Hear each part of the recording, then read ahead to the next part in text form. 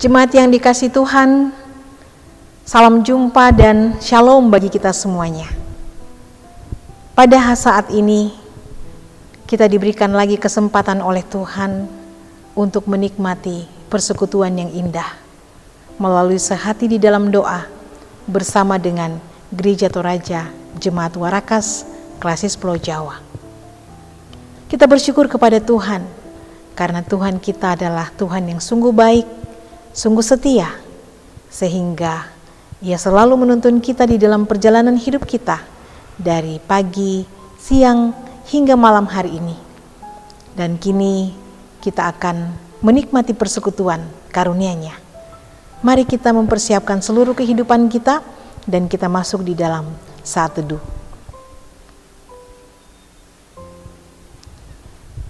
Kita mengangkat pujian untuk Tuhan.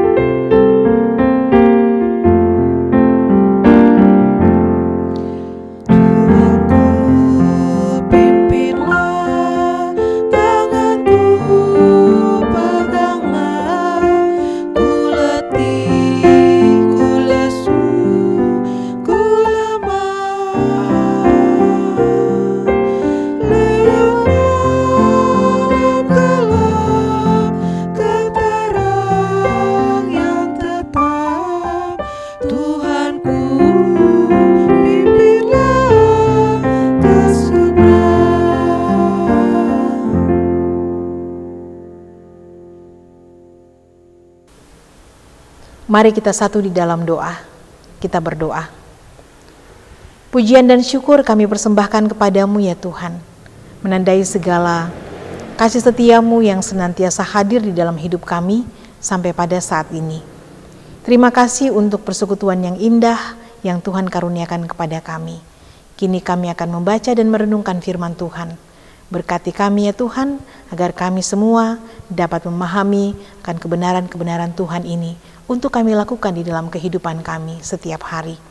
Berkati hamba-Mu yang akan menyampaikannya. Biarlah firman-Mu ini Tuhan dapat disampaikan seturut dengan kehendak Tuhan saja. Berfirmanlah ya Tuhan, oleh karena kami semuanya telah siap untuk membaca dan merenungkannya. Amin.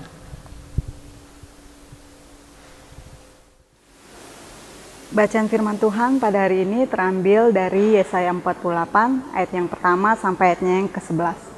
Begini bunyi firman Tuhan. Tuhan menciptakan masa depan yang baru. Dengarlah firman ini, hai kaum keturunan Yakub, yang menyebutkan dirinya dengan nama Israel dan yang adalah keturunan Yehuda, yang bersumpah demi nama Tuhan dan mengakui Allah Israel, tetapi bukan dengan sungguh-sungguh dan dengan tulus hati. Bahkan mereka menyebutkan dirinya menurut kota kudus, dan mereka bertopang kepada Allah Israel, Tuhan semesta alam namanya. Firman Tuhan, hal-hal yang terjadi di masa yang lampau telah kuberitahukan dari sejak dahulu. Aku telah mengucapkannya dan telah mengabarkannya, kemudian dengan sekonyong-konyong aku melaksanakannya juga, dan semuanya itu sudah menjadi kenyataan. Oleh karena aku tahu bahwa engkau tegar tengkuk, keras kepala dan berkepala batu. Maka aku memberitahukannya kepadamu dari sejak dahulu, sebelum hal itu menjadi kenyataan. Aku mengabarkannya kepadamu, supaya jangan engkau berkata, berhalaku yang melakukannya, patungku, patung pahatanku, dan patung tuanganku yang memerintahkannya. Engkau telah mendengar semuanya itu, dan sekarang engkau harus melihatnya. Tidakkah kamu sendiri mau mengakuinya? Aku mengabarkan kepadamu hal-hal yang baru dari sejak sekarang, dan hal-hal yang tersimpan yang belum kau ketahui. Baru sekarang hal-hal itu diciptakan dan bukan dari sejak dahulu, dan sebelumnya engkau tidak mendengarnya, supaya jangan engkau berkata, memang aku telah mengetahuinya. Engkau tidak mendengarnya ataupun mengetahuinya, juga telingamu tidak terbuka dari sejak dahulu.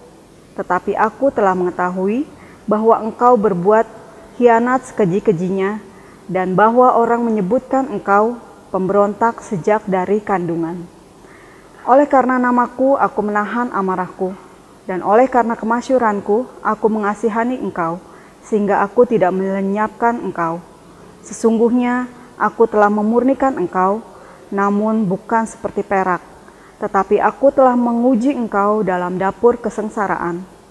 Aku akan melakukannya oleh karena aku, ya, oleh karena aku sendiri. Sebab masakan namaku akan dinajiskan, aku tidak akan memberikan kemuliaanku kepada yang lain. Demikian bunyi firman Tuhan. Amin.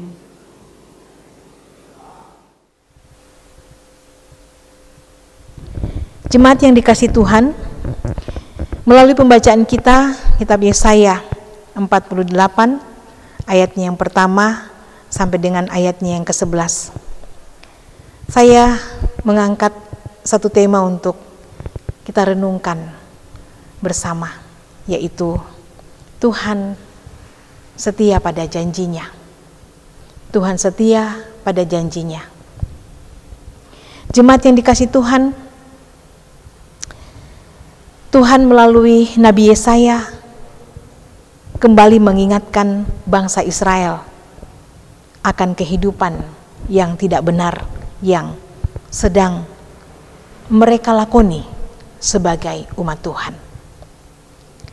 Allah menegur sikap mereka karena mereka mengaku sebagai umat Allah, tetapi tidak hidup menurut hukum-hukumnya. Mereka menyebut diri mereka sebagai umat Allah, tetapi tidak hidup dengan sungguh-sungguh dan dengan hati yang tulus. Allah juga menyatakan keberadaannya. Ia menyatakan bahwa dirinya berbeda dengan dewa-dewa yang membuat umatnya berpaling darinya.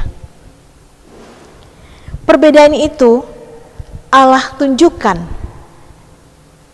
dengan membawa umat Israel untuk mengingat kembali apa yang telah Tuhan nubuatkan di dalam perjalanan kehidupan mereka. Tuhan mengingatkan bahwa semua yang sudah dinubuatkan oleh Allah itu bukanlah sekedar sebuah cerita-cerita kosong, tetapi semua itu sudah dibuktikan dan dikerjakan oleh Tuhan. Itu bisa kita perhatikan di dalam pembacaan kita ayatnya yang ketiga. Firman Tuhan, hal-hal yang terjadi di masa yang lampau telah kuberitahukan dari sejak dahulu kala. Aku telah mengucapkannya dan telah mengabarkannya. Kemudian dengan sekonyong-konyong aku melaksanakannya juga, dan semuanya itu sudah menjadi kenyataan. Allah menunjukkan dirinya bahwa Ia adalah Allah yang berbeda dengan dewa-dewa yang membuat umatnya berpaling daripadanya. Ia adalah Allah yang setia kepada janjinya. Ia menjanjikan bahwa Allah akan memelihara hidup mereka, dan itu sudah Allah tunjukkan dan buktikan.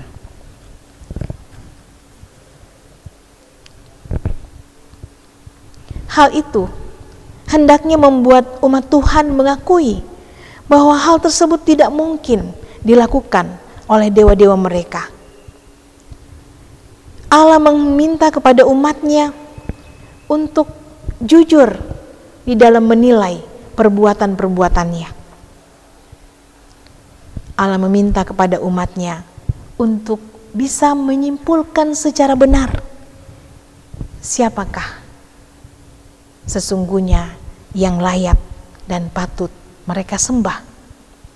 Dewa-dewakah atau Allah yang adalah pencipta alam semesta? Setelah semuanya itu, Allah juga mengemukakan akan tujuan mengapa Allah menimpakan malapetaka kepada umatnya di dalam ayat 9 sampai 11. Semua itu bertujuan supaya umatnya tidak mencemarkan namanya dengan membandingkan Allah dengan berhala-berhala yang mereka sembah. Dikatakan di dalam ayatnya yang ke-11 pembacaan kita, aku akan melakukannya oleh karena aku, ya oleh karena aku sendiri, sebab masakan namaku akan dinajiskan. Aku tidak akan memberikan kemuliaanku kepada yang lain. Allah kecewa karena umat Israel membandingkan atau menyandingkan dirinya dengan berhala-berhala yang mereka sembah. Allah tidak ingin membagi kemuliaannya dengan ilah-ilah yang lain. Jemaat yang dikasihi Tuhan, teguran Allah bagi orang Israel berlaku juga bagi kita di dalam kehidupan kita sampai saat ini. Tidak dapat dipungkiri bahwa seringkali kita sama seperti orang Israel. Kita menyandingkan kemuliaan Allah dengan materi, dengan kuasa, atau dengan segala hal yang bersifat duniawi. Seringkali kita merasa dan meyakini bahwa materi, kuasa, pekerjaan sering kita utamakan daripada Tuhan. Secara sadar, bahkan kadang tidak sadar, kita lebih mengutamakan hal-hal yang duniawi. Kita menganggap bahwa hal-hal yang duniawi itu lebih bisa kita andalkan di dalam hidup ini. Belajar dari apa yang dikatakan oleh Allah kepada umat Israel, apa yang menjadi teguran Allah terhadap umat Israel. Mari kita semakin berkomitmen untuk menempatkan Allah sebagai satu-satunya yang terutama di dalam hidup kita. Kita menempatkan Allah di atas pekerjaan kita, di atas materi yang kita punyai, serta di atas kedudukan, kuasa yang kita peroleh. Dan kita memohon kepada Tuhan, kepada Allah kita, untuk dapat mengaruniakan hikmat di dalam menggunakan semua yang Tuhan percayakan kepada kita itu. Kita dapat menggunakannya secara benar untuk kemuliaan bagi namanya. Tuhan memberkati kita semua. Amin firman-Nya. Mari kita mengangkat pujian untuk Tuhan.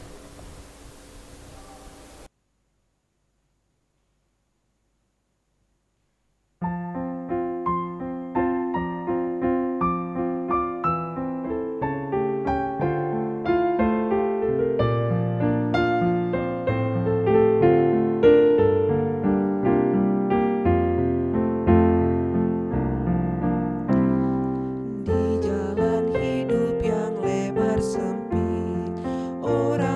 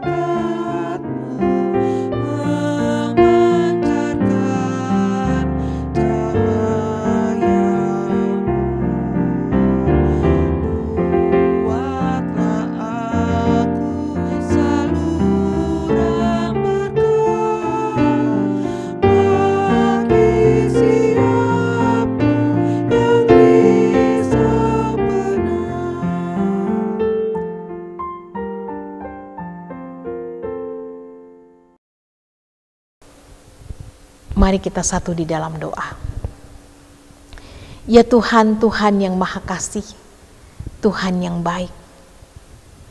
Terima kasih pada saat ini ya Tuhan, kami boleh mempelajari sebagian lagi firman kebenaran-Mu. Melalui firman ini banyak hal yang dapat kami pelajari. Kami mempelajari bahwa Engkau adalah Allah yang setia kepada janji-Mu. Apa yang telah Engkau sampaikan pada zaman dahulu, telah Engkau kerjakan dengan benar ya Tuhan. Dan umat Israel sesungguhnya dapat melihat itu, dapat mengalami itu, bahkan juga dapat mengakuinya.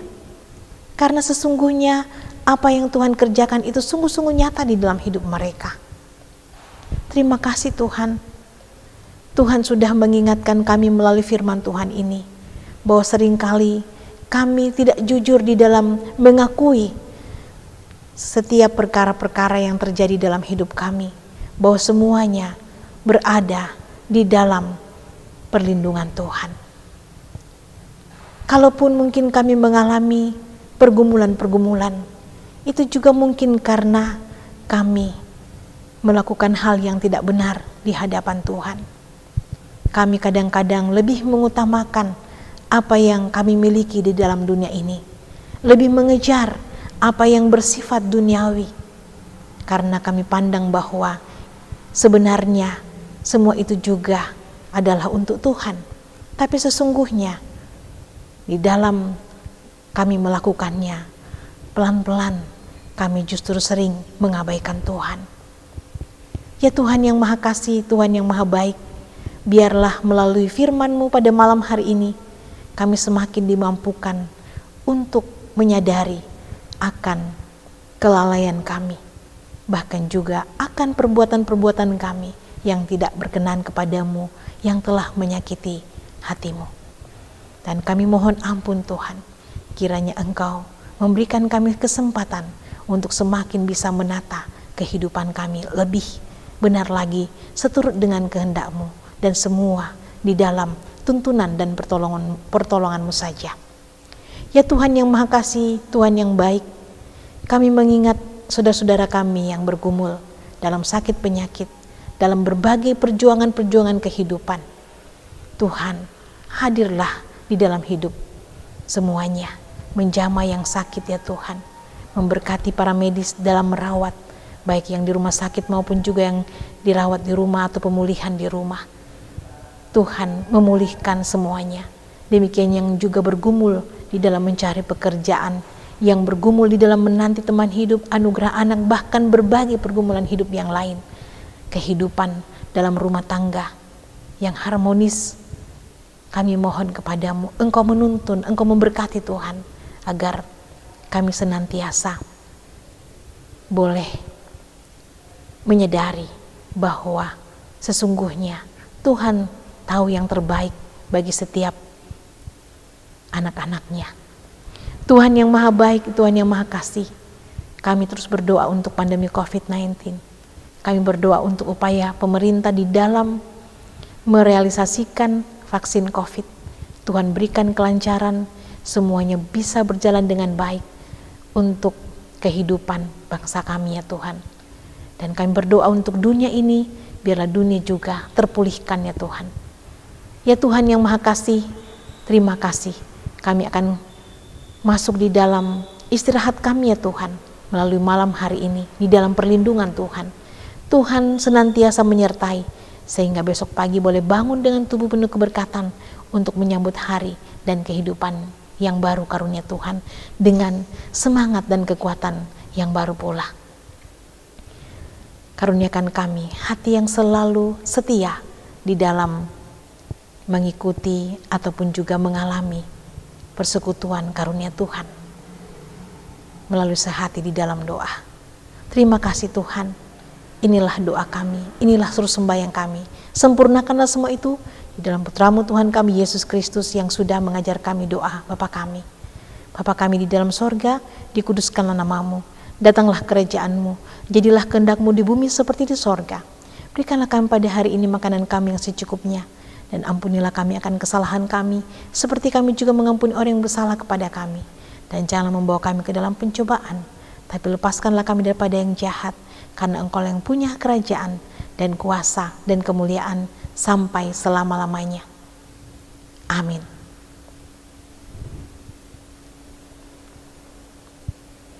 Jemaat yang dikasihi Tuhan, demikianlah persekutuan kita pada saat ini. Kita bersyukur dan berterima kasih pada Tuhan karena Tuhan selalu mengasihi kita, dan kita percaya bahwa puji-pujian dan firman-Nya akan senantiasa semakin menguatkan iman kita, dan kita terus bertumbuh di dalam kasih Tuhan. Sampai jumpa di edisi Sehati di Dalam Doa pada hari-hari selanjutnya. Tuhan mengasihi kita semuanya. Shalom.